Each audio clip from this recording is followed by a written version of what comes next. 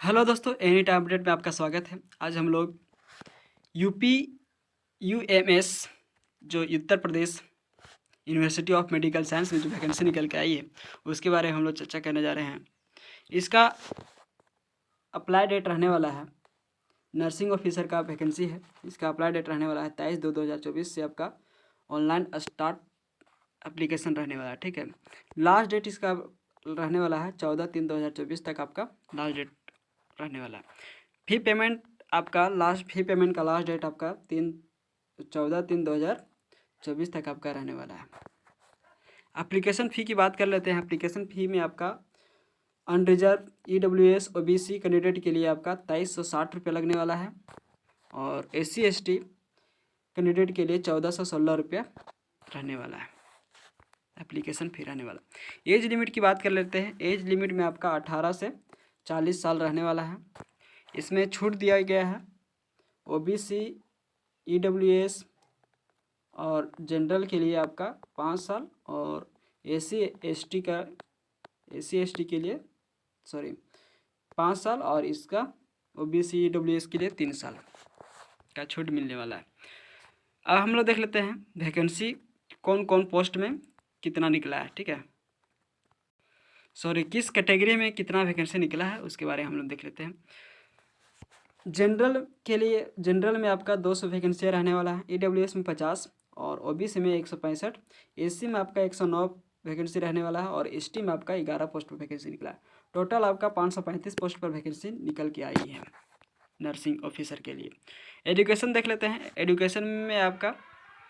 Education qualification में आपका nursing officer में आपका BSc ऑनर्स होना चाहिए इन नर्सिंग में और BSc nursing from institute and और यूनिवर्सिटी इंडियन होना चाहिए। इंडिया में आप BSc नर्सिंग किए हैं या स्टेट नर्सिंग किए हैं तो भी इस वैकेंसी के लिए एलिजिबल हैं, या फिर आप पोस्ट सर्टिफिकेट किए हैं BSc में, आप पोस्ट सर्टिफिकेट है post basic BSc nursing from institute and university.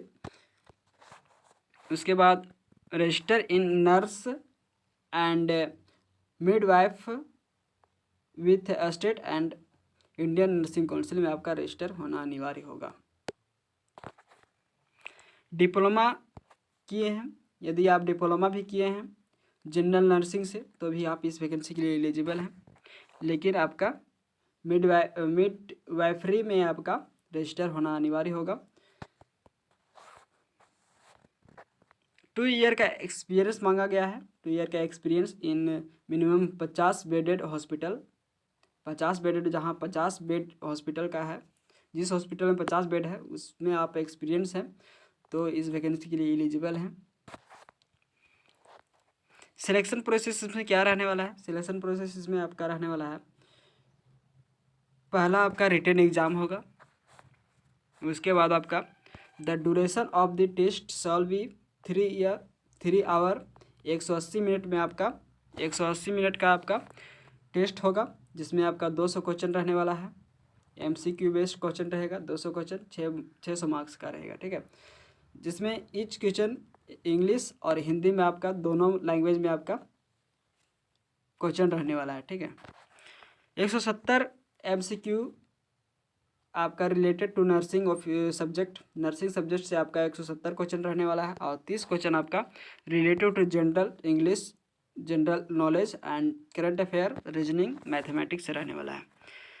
3 will be no negative marking for wrong answer, there will be no negative marking for wrong answer. गलत क्वेश्चन कीजिएगा उसके number नहीं काटे जाएंगे। ठीक है, minimum qualifying marks of the computer based test CBT will be 40% आपका रहने वाला है। जनरल EWS OBC के लिए आपका 40% आप लाएंगे तो क्वालिफाइंग हो जाएंगे। उसके बाद 35% आपका SC ST के लिए रखा गया है।